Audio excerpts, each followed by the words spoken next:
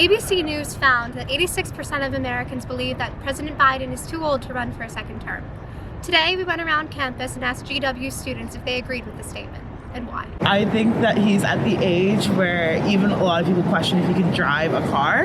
I think if you are above that age of being able to drive a car, why should you be in such a big, powerful position?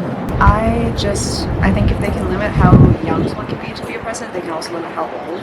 The change that has to happen right now in the world, it's coming from a lot of younger individuals, and if we feel that we can't be represented by someone who is so old and that is technically catering to another individual or carrying that perspective of an older individual, that it can't necessarily transfer into the changes that we want to see right now. I think that if you're trying to represent the whole country, you should pick someone younger. pick somebody younger. Younger and representative of Exactly. not a white old male population. I feel like we need to have a younger person in office to better represent like younger generations. You know, he's spoken openly about his stutter and how he struggles to get his words out correctly sometimes. And I do think that Biden is unfortunately too old. Is there anyone in particular that you would like to see instead as the nominee? I think Lily Nelson would be a wonderful president, personally. I don't know.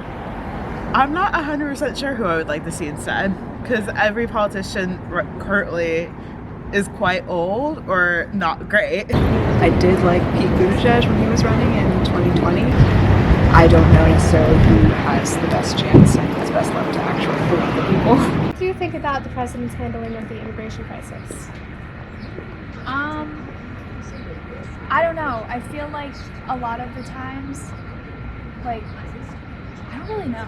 I think for me it was more, I've seen like a lot of like the stuff that Kamala's like said, and I just feel like that's insensitive, and I feel like that's taken over like what I've been thinking about. Honestly, that's not something I've researched I'm a lot. I'm not educated enough on that to comment on it. None of the students that we interviewed could come up with a suitable alternative for Biden as the Democratic nominee, nor did they know very much about Biden's handling of the southern border crisis. So we decided to ask them a series of rapid-fire questions of the United States government to figure out what they did know.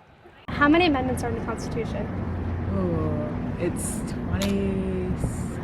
28. 27? 28? How many seats are in the House of Representatives? That one's based on population. 235. No, it's okay. 50's for the Senate, and then it's like by population for each state. I'm gonna go 65. 365. Who is the Speaker of the House? Who is it? It's not Nancy Pelosi. She just left. Who is that guy? Kevin McCarthy? It's so embarrassing. No, I don't. I don't. Changed so much recently, I don't remember. Most recent one I know is Nancy Pelosi. He was just. Is it Johnson?